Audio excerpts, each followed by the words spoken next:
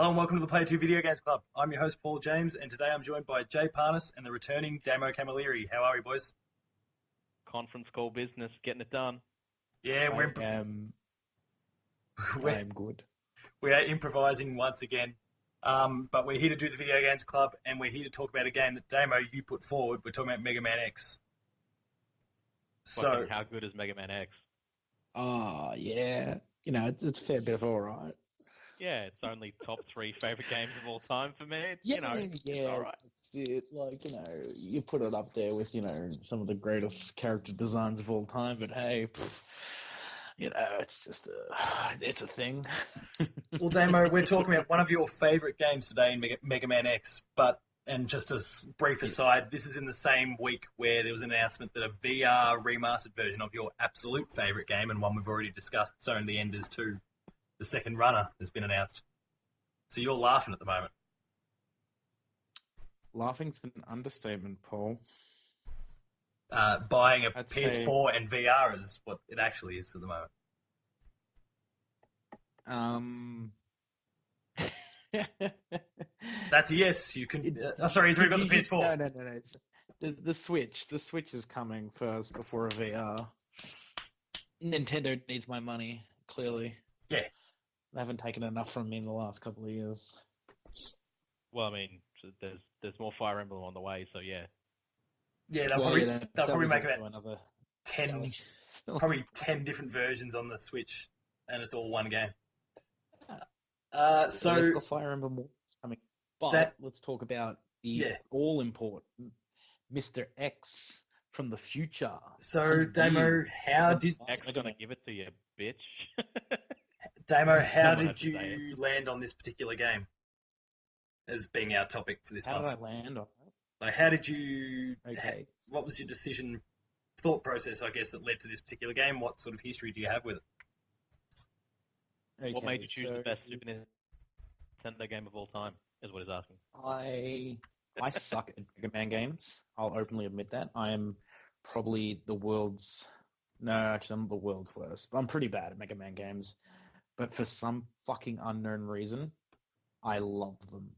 Actually, I know why I love them, but it's rad as fuck. It's just such a weird thing to suck at a game, but to love it too. Like I've never had that before. Like if I suck at a game, it's just kind of like, oh, that game, shit, fuck this, I'm out. But it was like when I was a kid, we had Mega Man 1 on the computer, and that was like back in the day when you selected like what colors you wanted. You were like, do you use the VGA graphics or do you use, this, and what sound do you use? Like, do you use Sound Blaster 6 or Sound Blaster 7? Like, we're talking MS-DOS or what's it called? Windows 3.2 or whatever it was. Oh, yeah, okay. That's what I was Mega Man on a floppy disk. And then I was like, oh, that's cool. And then I don't know, the cartoon was out, the original Mega Man classic cartoon. That was awesome. Oh, yeah, okay. Because it's just a boss. Yeah, that voice acting was not great. No, it wasn't. But I'll forgive it only because it was awesome. And then I don't know, like it just stuck with me. Like, you've got these big robot things that are blowing up the city, and this really cool dude that absorbed their powers. And I was like, oh, that's cool. And then, I don't know, probably 2002, I played Mega Man X, and I sucked at it. So I used Game Shark codes and became invincible. And then I had all the fun. Jay, what about you? Where's your history with the Mega Man X game specifically begin? Well, I mean, mine comes from that dark emulating age that I kind of had in the, I guess, late 90s, early to mid 2000s, I guess, kind of that sort of late primary school, early to late high school / also after high school / always a bit beyond. Well, it was, I mean, because I obviously didn't have a Super Nintendo growing up, but I always sort of knew about Mega Man and, the classic Mega Mans where, all the bosses had man at the end of their name. And Mega Man X was, I guess, kind of this cooler, sleeker, fucking futuristic, or like everything was faster and kind of that more. I guess it had, more of that '90s tude. Whereas, if you look at Mega Man Classic, he's got, got like the big eyes and the kind of big doofy head. Whereas, Mega Man X, all the designs for that were much more like '90s tude, I guess, and Yeah. you know what I mean? Yeah, like that's it, so true. and like all of the soundtrack sounds like fucking '80s power metal through a 16-bit sound card. It's fucking sick, and I guess I kind of fell on that during that sort of Super Nintendo emulating period, because it was kind of that period where I was basically catching up on the childhood that I missed because I didn't have one. Yeah, Mega Man X, Mega Man X2, Mega Man X3, just like it just all of the imagery caught me, the characters caught me, all the bosses were crazy and awesome, and yeah, from there I've like more or less played most of the Mega Man everything at this point, but like most of it, like I kind of dabbled with Classic, but it pretty much like it really hit home for the X series, and obviously that starts with Mega Man X1, and that intro stage that's just like it gives you everything that you need to get going. Yeah. And as for myself, Mega Man X has been played for the first time in this past week by me, and a Mega Man game was played for the first time by me only last year, courtesy of the Legacy Collection. So I'm the one that's comes in with by far and away the least experience with this franchise. Damo, you were the one that owned a Super Nintendo back in the day. yeah, but we all know my storied history with RPGs only, for the most part. So RPGs. Damo, kick us off. What do you got? What do you got for us when it comes to Mega Man X? Your selection for this month. Well, questions for us. Yeah, actually, Jay touched on it very briefly, and I hope we can discuss it a bit more. Is that intro level? Like, okay, before we do start talking about questions, for anyone that's listening or watching, I don't know how this is going to go down. Me idiot. Is there a word for both? Anyone absorbing this media that we are giving them? Yeah, there we go. Absorbing. Consuming. I like that one too.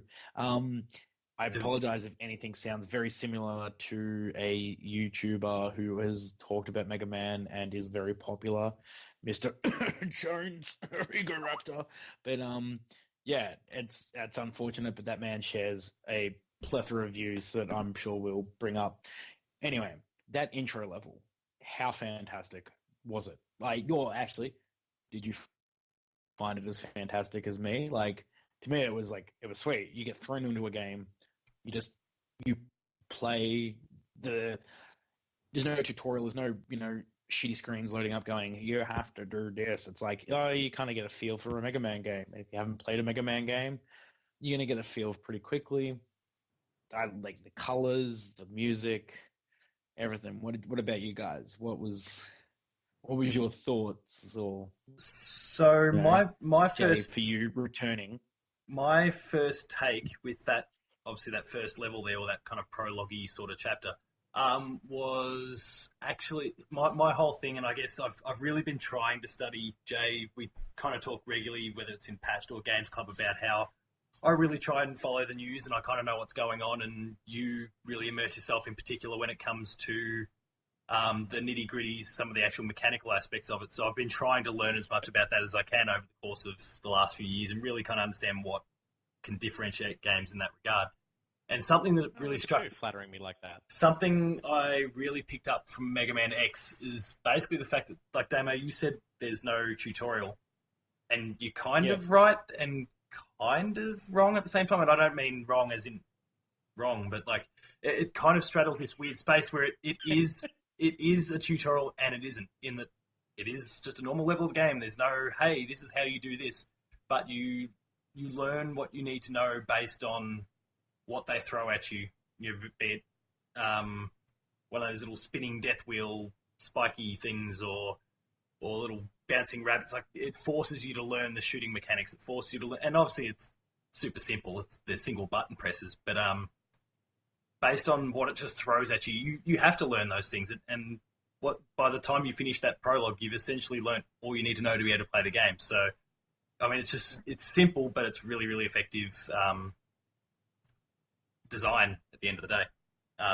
And obviously, you speak about the Yeah. visuals and all that sort of thing, and all that was really striking as well. But I think the thing that stuck out to me most was how, despite not having a tutorial, something that I think all of us as kind of modern day gamers sometimes take for granted, um, Mega Man X does all that without having an actual tutorial. So that was kind of what impressed me most. Yeah. It gives you a beautiful rundown without, you know, Running it down. forcing just forcing you to stop every 5 seconds and be like, "Yo, Mega Man, did you know that you could jump if you press the A button? Isn't that fantastic?" And maybe the Just do benefits that. is look, maybe some of the benefits are the fact that controllers back then were also far simpler. There was less buttons. There was just less going on. I mean, not really. I mean, if you think about a Super Nintendo controller and compare it to, say, an Xbox controller, you've only got the 2 triggers extra. Yeah, look, true. No, good But point. you've also Analog sticks the depressing, but joystick. yeah, Would you classify them as? Not really, because they. I mean, how many people use the D-pad on an Xbox controller for a side scroller? no, he's They're talking. usually interchange He's for a talking about, for a 2D game. Like they're usually you just pick which one you want to use. yeah, Like at the end of the day, it's like your left thumb is doing the same thing on a side scroller playing on a PS4 or Xbox One in the same way that you would on a Super Nintendo. Yes, you've got the right stick, but again, in a side scroller, you're not really going to be using the right stick for the greater majority. Maybe if it's like a twin stick shooter or something like that, you might, but look, they're not really all that complex. You've got a directional input, and then you've got 4 face buttons and 2 shoulders, and the only thing that you really got extra is the triggers, in my opinion. yeah. Look, fair enough. But yeah, Fair enough. But what's your take on that kind of tutorial that's not a tutorial level? for me, I can even still remember the first time I played that being just like I remember being like, fucking, what do I do? Because obviously, when you're emulating a game, you don't exactly get a game manual with it, so you kind of have to pick it up as you go, which is kind of the perfect way almost for that first level to be shown off, like, is without any of the stuff that would have come with the game originally, just straight up kind of throw yourself in it because it's got the pitfalls, it's got high enemies, it's got large enemies, it's got enemies you have to jump over, and obviously you get a dashing mechanic later on through the game, and that's not really a spoiler because it's in the options menu for the dash button. But it really does show you all the mechanics that you need to know to play the game effectively, and it's also got like some of the greater story elements of the game in there as well. I mean, it's not like after that first stage, it's not until you've beaten all the 8 robot masters that you really get any more story progression from the sort of ancillary characters at all. Like, and the main sort of secondary character being Zero, who's the baddest motherfucker there is. Yeah, that story sense they really just throw it all in at the end, and that's fine. And obviously and this has been said before. It does have, like, it has really good theming of like the way that the end of that first level happens with the boss, the fight against Vile in his battle mech. Where there's no life bar, there's no real anything that you can tell whether you're having any effect at all. You kind of just like, well, shit, this dude's fucking throwing punches like a madman. And then it kind of goes into what is effectively the Super Nintendo equivalent of a cutscene, which is it's really fucking cool. That's so true. Yeah, I mean, well, yeah, because it's like a fucking still with text, and then the sprites are doing their thing, and it is what it is. Like it's the equivalent of now, like what I guess Tekken 7 does, where it's like it goes from cutscene into fight back into cutscene. Like, so it's the Super Nintendo equivalent basically, and I think it does a really good job of showing you, how powerful you are against some enemies, but the bosses are no fucking joke, and yet your brohim comes up, shoots the dude's arm off, and is like, "Yo, you get stronger. Just keep at it, brother." And it's just like it's a really good framing device for you will get more powerful over the journey. You will collect stuff. You'll get more weapons and abilities, all that sort of stuff, to effectively become, a lot stronger, and that you are the chosen one, basically. Which is, it's like You were the for chosen how one. short that, how Sorry, short that Star Wars reference. level is. No, I got it. It was all good. Thanks, man. Bad movie. For how short that intro level is, and like it does seem longer the first few times you play it. Like once you kind of know it as well as I do, it's over very quickly because you barely get hit. So it's like it's like falling into the pitfalls and like until fighting you play through it again. Yeah, and like fighting against the bee helicopter thing. Like the first time you play it, it feels like that's kind of almost like a mid boss. But when you play it again, you just like fucking spam the fire button, done, move on. So it's over very quickly, but it crams a lot in there, whether it be story, game mechanics, theming, all of that sort of stuff. It's all in there, and it's a real fucking tight segment. And considering that you hit game start and it just drops you in, go, fucking ready, go. Here's Mega Man, do the thing. It's really fucking cool. Like a lot of modern games could learn a lot from that instead of having like dialogue boxes and all sorts of bullshit all over their game. Yeah, I'll give you that. Like, it was real cool, and the fact that they introduce one of the coolest characters in the franchise, Zero. Oh man, that was personal fan favorite. I mean, it's steamy in here. The original Red versus Blue. The original Red versus Blue. Cool that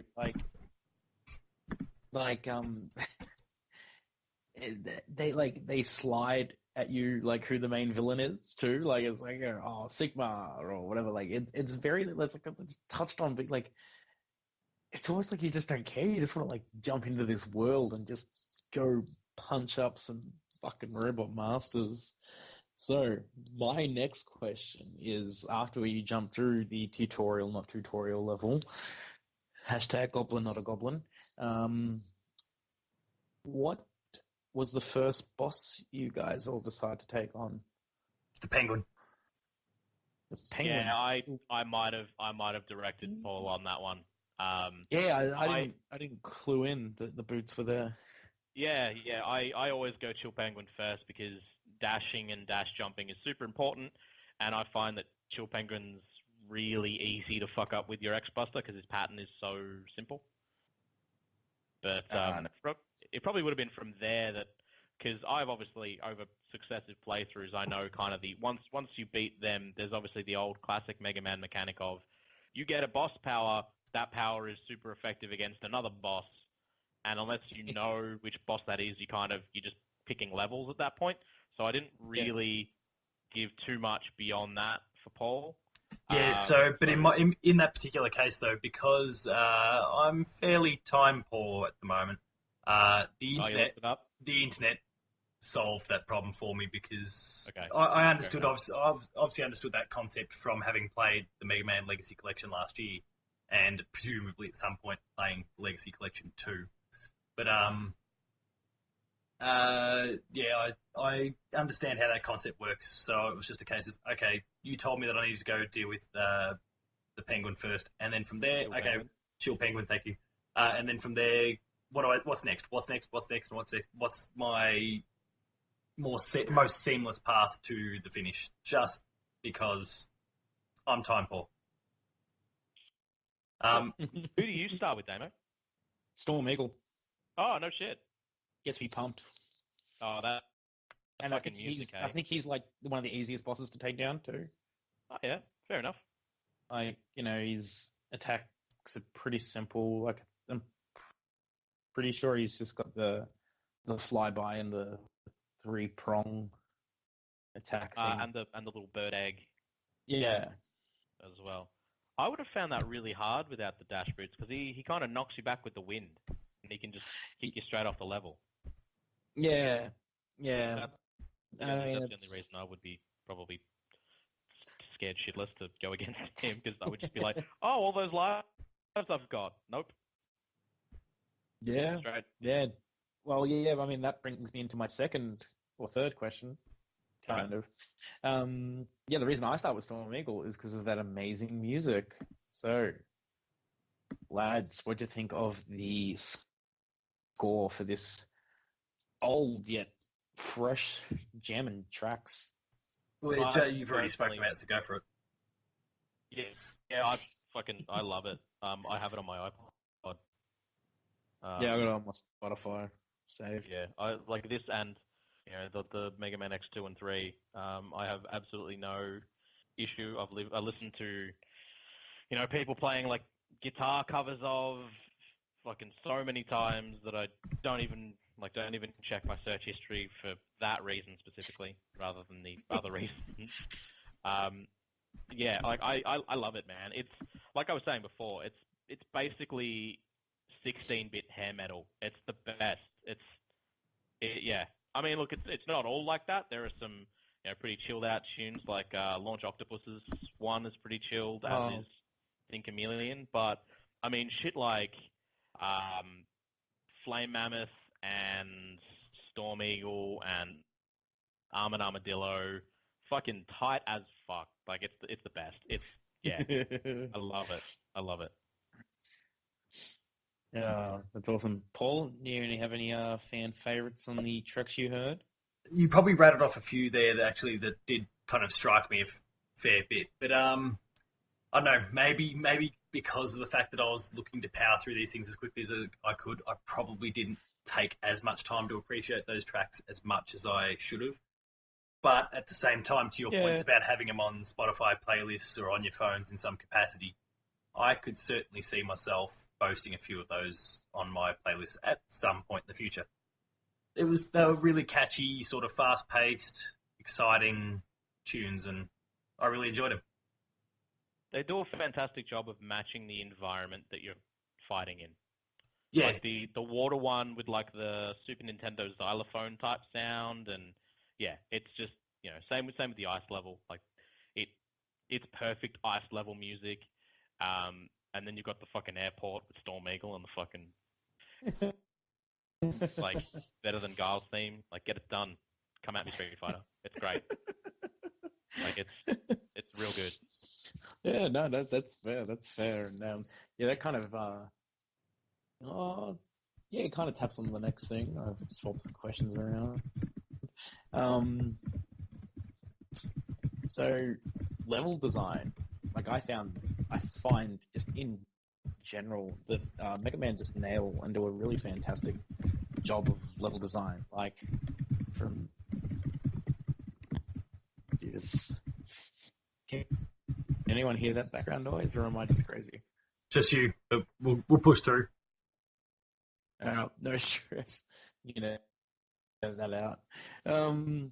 Yeah, no, I find the level design absolutely fantastic. Like, it's just kind of really cool to see when they moved to X that they were able to add all those Super Nintendo features that they couldn't add to the NES. Like the color palettes were obviously a lot bigger. You had a lot more background things going on.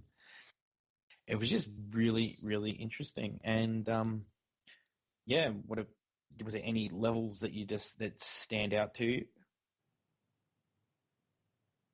Ooh.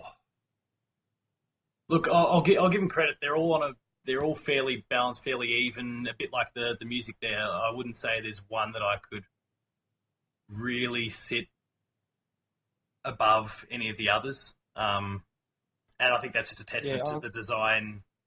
Firstly, when we're talking about the music before, but also in terms of the levels themselves, they were all really creative and really simple, and that says a lot given the number of core Mega Man games that had already been released to that point. But stepping into X, they were still able to do something very different.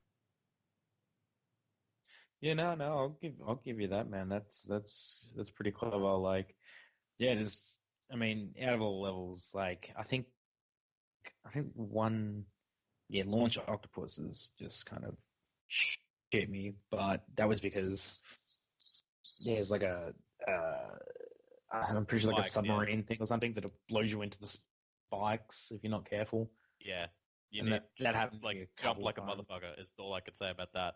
Yeah. But yeah, But I mean, right. apart from that, and it wasn't a cheap kill or anything like that, or it didn't break my experience. It was just slightly annoying. So Oh, the that secret was stage just is one of no the joke. weakest parts of the entire game for me was that. But out of level designs, like they all had that just that cool theme that really came to life thanks to the extra space on the Super Nintendo cartridges.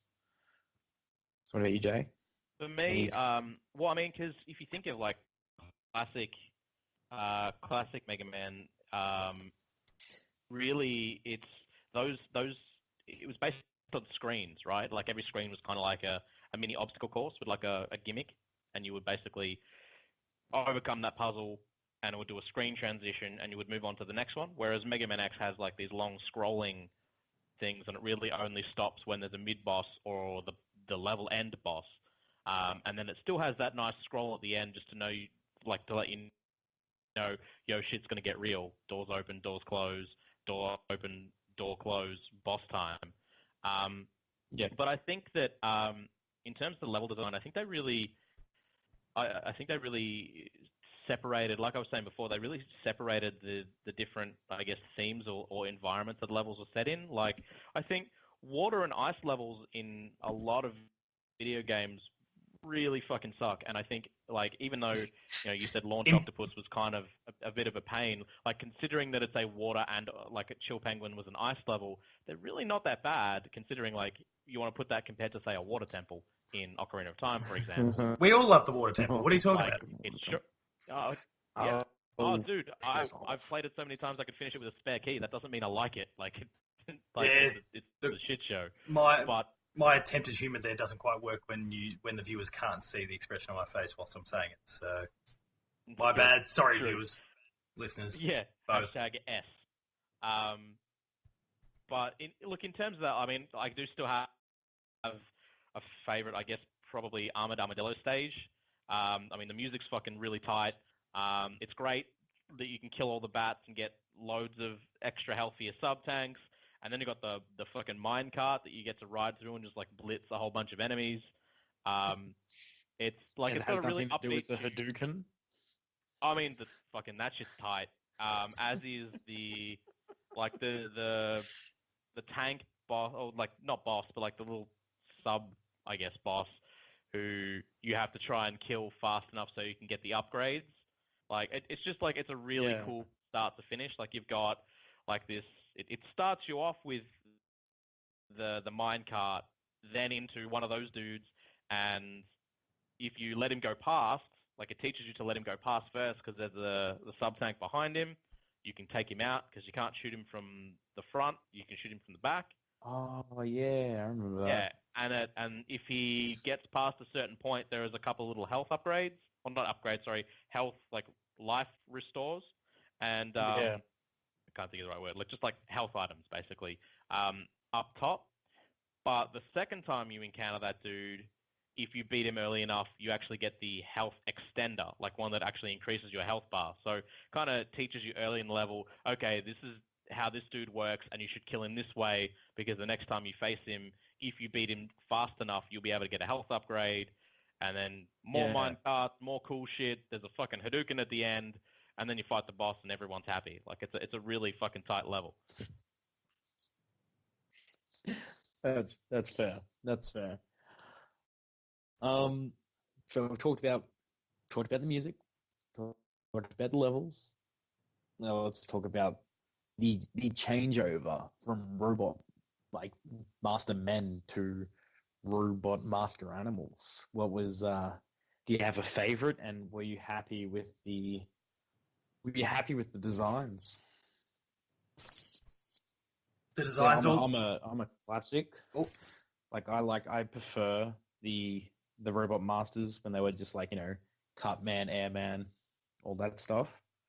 so you just simply reckon they Like lost it when they started trying, like the ideas were starting to run. No, I think you needed to change. I don't think you could have kept going. You couldn't be like, oh, this is Cut man's Armadillo back. Man and things like that. It would not have worked in this. But yeah, I mean, I don't think they lost it. They obviously needed the change. I mean, I'm just like I said, I just prefer the classic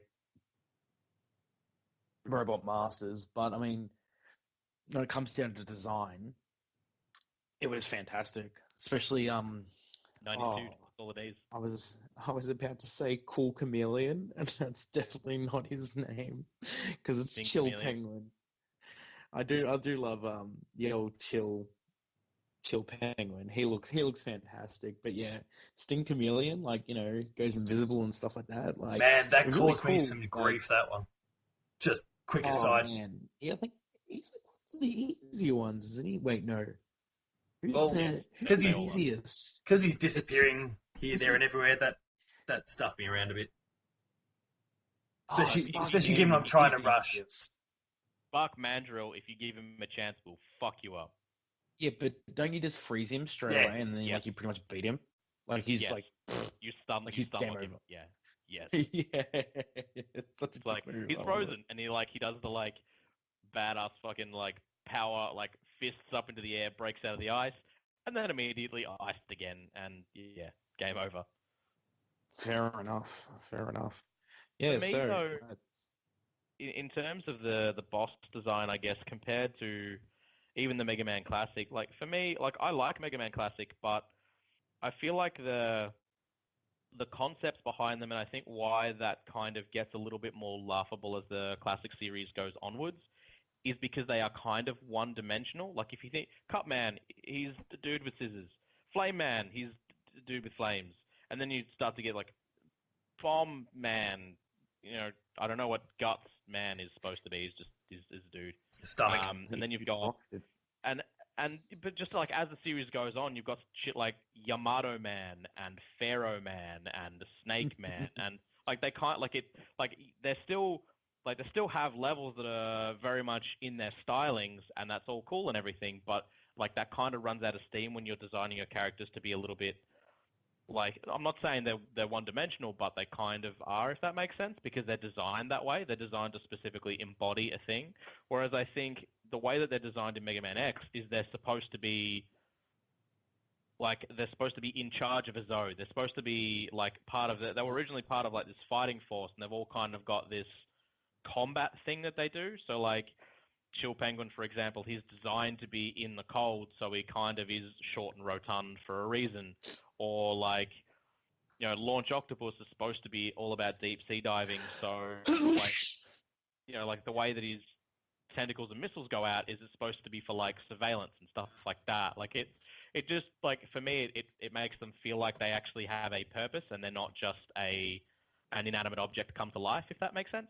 So for me, I'm all about the new design. Like it just feels like they've gone that one step further to take something that, in theory, it's just an obstacle for you to beat and a weapon for you to obtain, but they kind of have this more like they feel like they have a greater purpose rather than, hi, I'm the guy with scissors.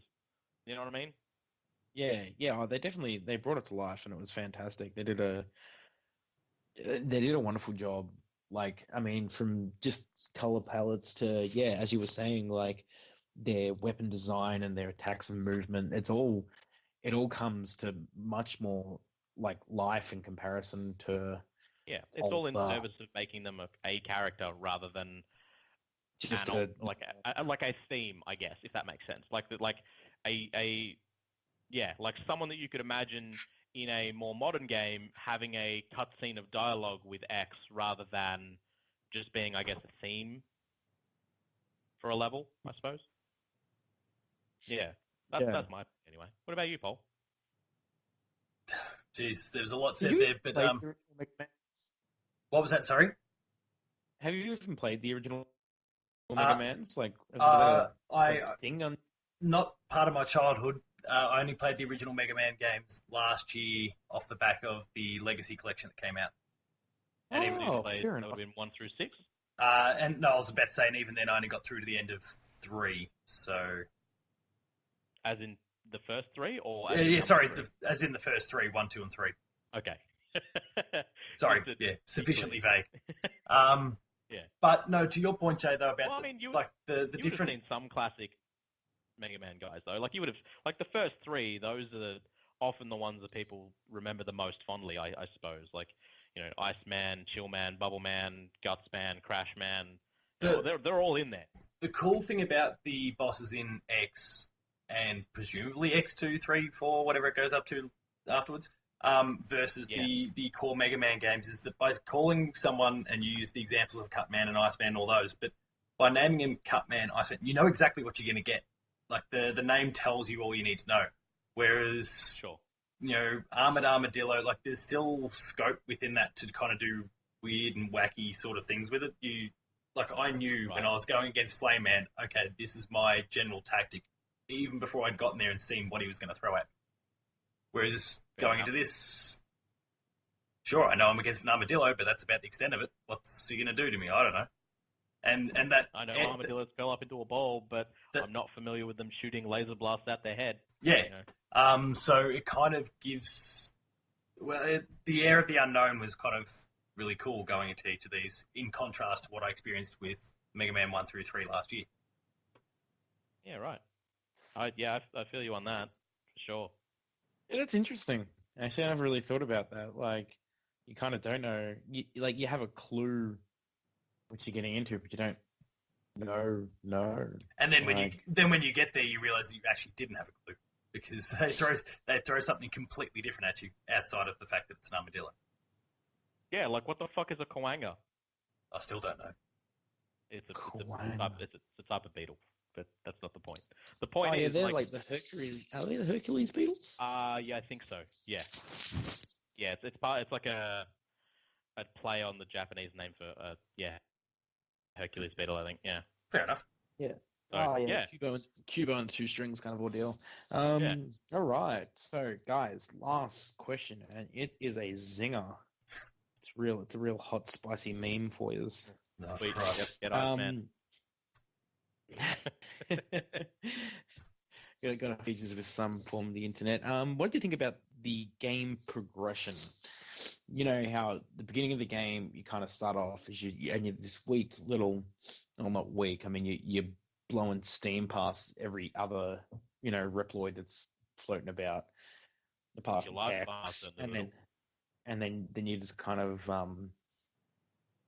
you get smashed up by the boss guy, and obviously you go around and you're beating these robot masters, you're collecting weapons, you're getting upgrades. Like, I mean, when you get all the upgrades, God, my God, you look amazing. But what do you think about that? Like, do you think it's a clever system to have in place? Like, as you beat the game, as you progress through it, you get stronger and stronger. But it's kind of like choosing your own path. Like, you could choose any of those robot masters from the beginning and beat any of them. But as you say, Jay, you go straight to Chill Penguin to get the dash boots on the first go. Like, that's, I never thought about doing that because it's part of the lift. Yeah, that non-linear. It's in the main, and that's. Sorry, you go ahead. That non-linear aspect is what has attracted people to the likes of, say, the very original Zelda or Breath of the Wild most recently, or these sorts of Mega Man games where you have that player agency to make up your own mind. And sure, there might be an optimal path that might see you taking on Chill Penguin and then this and then this and then this, so on and so forth. But that doesn't necessarily jive for everyone. Maybe it's, like you were talking about, Damo, I'll often take on the Eagle first and then I'll go and do this, because this is an order that works for me and suits my gameplay style. And that's a cool aspect to those sorts of games. Even if you don't start with Chill Penguin, because everyone has a weakness and a power of their own, wherever you start in that circle, there is still always an optimal path, but to Damo. Yeah, but that's what I'm getting at. So it's the way you play that determines that. Because Damo you were talking about how you went to, Eagle. Yeah, thank you. For a particular reason, because it jived with the way you play the game. Jay, you were talking about how you love the dashing and that sort of stuff, so that's why you in that direction first. And that's cool, because the game lends itself to each individual player's strengths first. Maybe in retrospect, if I'd have played it without the significant time constraints that I've currently got, and decided I'm just going to ignore any feedback that anyone gives me, and I'm just going to play my way, and I'm going to learn, and I'm going to go through what the core Mega Man experience is, which is pick it up, play, and you work out that path afterwards. maybe I would have started with Armored Armadillo or something like that and realised that was maybe my preferred path. I don't know, I'm spitballing here, but... No, but you're definitely right. But the other factor to that is also that if you were going in blind, you may also not know, I should say, who is weak to what. So while what I'm saying to Damo's point of starting with Storm Eagle, he can then say, okay, well, I know that his power is strong against Flame Mammoth, so I'll go for him next, right? But not knowing that, you may not even take what is, I guess, deemed as being an optimal path by immediately going for the boss that's weak to the weapon you just got. You might just be like, well, I'm going to fight this dude next because this dude, which I think is also an interesting fact to that, because it doesn't matter where in the circle you start, you can then still take an optimal path of, okay, next boss is weak to the thing I just got, so I'll go there, and so on and so forth until they're all done. But on the flip side, you could just be like, cool, Buster only run, I'm just going to fight whoever the fuck I feel like. So it's also interesting in that perspective, I guess. Good luck. Yeah, but again, because you don't necessarily have to go to the next boss based on the weapon you just got. You could totally just be like, well, I'm going to go around from top left to, around clockwise, for example. Yeah, you can do that. You can do that. That real choose your own adventure thing. You don't have to thing. Even like I think I used to really struggle with Mega Man when like I didn't know their weaknesses. Like, you kind of just like, people always just like, I'll just find their patterns, and it's like, I am still getting fucking hit because, by the time I get through it, and then like when you find their weaknesses, you're like, oh, this is so much easier now. Yeah. Oh, this guy now I doesn't see why move people anymore. yeah. It's just such a weird progression of like gameplay. Like, you can make it as easy or as hard for yourself as you want, because there's no difficulty setting, is there? No. Yeah. So you can make it as hard as you want for yourself. You can be like, all right, I'm not going to use their weaknesses, or I'm only going to use the Buster only, things like that. To also speak to your question about the actual progression of power, I guess, that you get over the course of the game, that sort of moment in Chill Penguin stage where you do get the leg parts, and he says that he's got more parts hidden for you around the world, which kind of alludes to the fact that there are other, they show you what the capsule looks like. They show you that, I should look out for something like this because, there might be more upgrades for me out there. I think is a really good way to have players kind of in the back of their mind be aware that, okay, there's other shit out there. I might, there's other stuff for me to find. And sometimes they dangle it right in front of your face. Like I think at the start of Spark MANDRILL stage, there's a ladder that you can go down, which takes you to near where the sub tank is. You need to use the boomerang to grab it, but you can see it there. It's kind of almost that sort of Metroidvania. You can see the thing, but you can't get the thing. But you can return to that later on. Yeah, exactly. Whereas there are some other stuff that is very well hidden. For example, you might not know where the X-Buster upgrade is in Flame Mammoth stage because it's pretty it's the best well hidden out of the four of them. You would never know to jump at those blocks unless you kind of that's weird, and you jump on them and they break, and you can then. Oh, that's the one you're going to use for your helmet, yeah. You've got to have the head upgrade to be able to get it. Correct. Yeah. If you don't get it though, as part of the game, it will be given to you. But even still, that aside, you can't you would never know to do it unless you were really, I guess, observant of it. And it's just interesting. They show you some, and they don't. And again, speaking about Armored Armadillo stage with the tank dude with the spiky arms, where if you don't kill him fast enough, you can see that there's that health upgrade later on the level. You can't get it, but you can see that it's there. So on a successive playthrough of that level, all right, well, if I fuck this dude up a lot faster, I can grab that. And I think that's a really cool aspect that they kind of had in the classic Mega Man games, but I don't really feel like they had it to the same extent. And they definitely didn't have it affect the visuals of your character either. Like they like you could get like some upgrades for rush and all that sort of stuff, but it never visibly changed your character's armor. And I think that's also a really cool fact where depending on the pieces that you've got, your armor will be different. So I think that's I think it's really tight. When you go full X, it looks pretty awesome. Yeah, the like the white and blue. Yeah. Yeah. And as the series goes on, obviously to talk about the rest of the series for a quick second, they really double down on that, and I think they go to really good lengths with that sort of stuff, like the way that they do that system across 2 and 3 specifically, is really cool and interesting. So for those of you who do decide to play this moving forward, like if you're watching this and you're like, man, that's a game I should play, definitely move on to the other ones. So, piggybacking off that, because Damo, you've asked all your questions, we'll start looking to wrap this up. But I've got one question for the both of you first. Given the point you just made, then Jay, about people maybe going and playing this and other games in this sub franchise, Capcom have released the original Legacy Collection, and then Legacy Collection 2, which had 7 through 10 in it. What are the odds that we're going, in your minds, that we're going to get a Mega Man X Legacy Collection that compiles the... How many games are in this sub-franchise? How many are in Mega Man X? X6? There are 8 plus 1. Oh, really? Wow, okay. It goes up to Mega Man X8, and then there's Command Mission after that. What are the odds that we're going to see those bundled together? 9? 8. Well, they've already done one of those on the PS2 GameCube era, so it's not unheard of. That one did not include...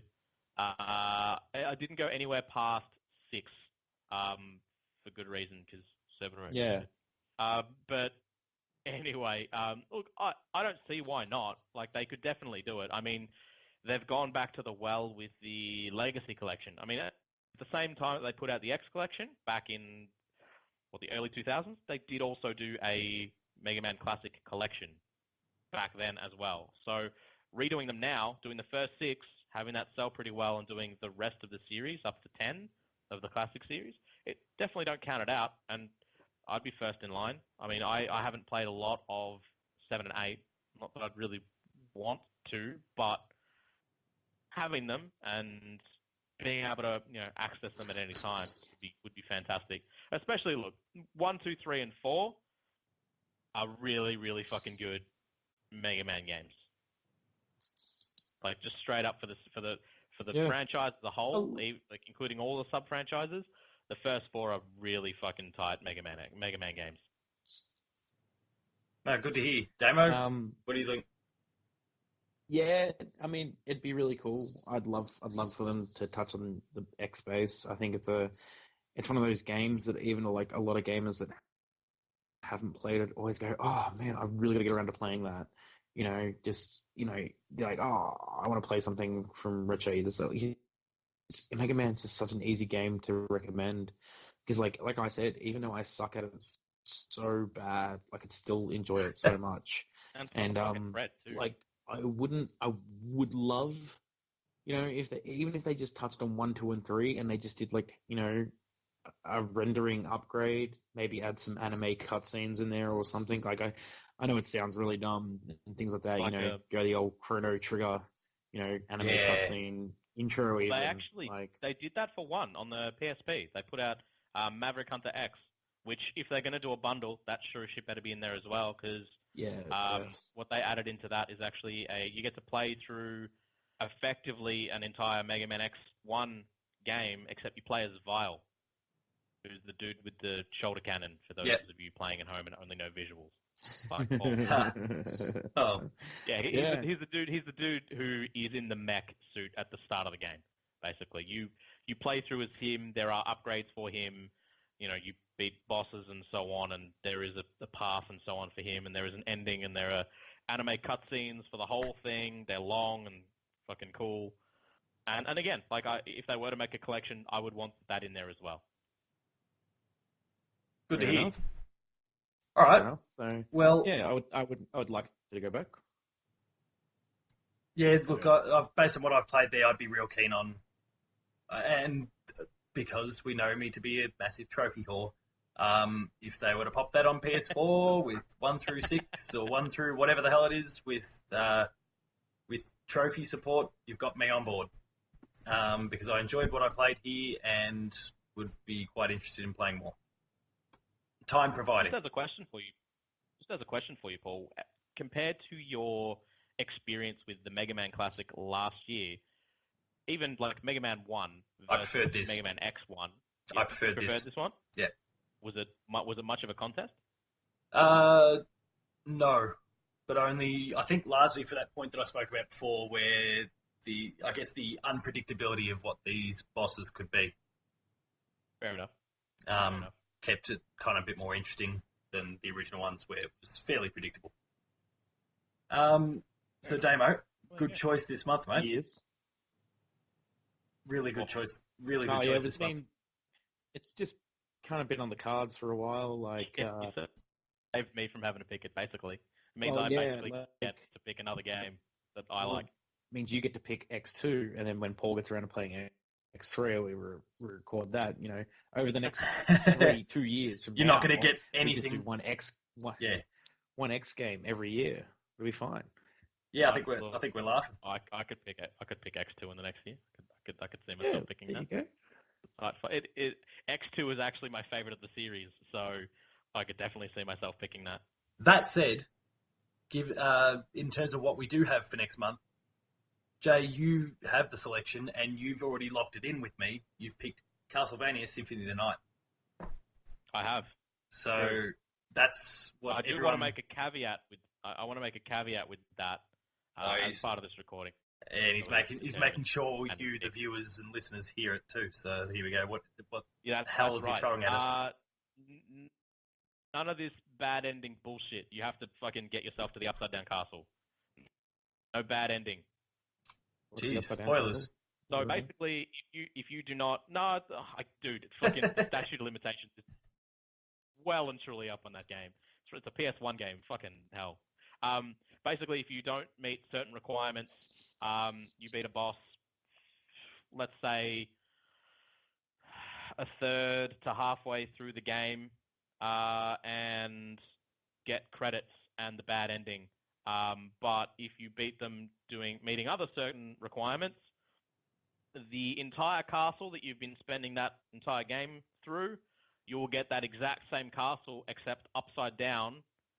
So that room that you fight that boss in is kind of towards the top, and then you basically image that castle, flip it upside down, and stack it on top, and you've got an entire other castle to experience.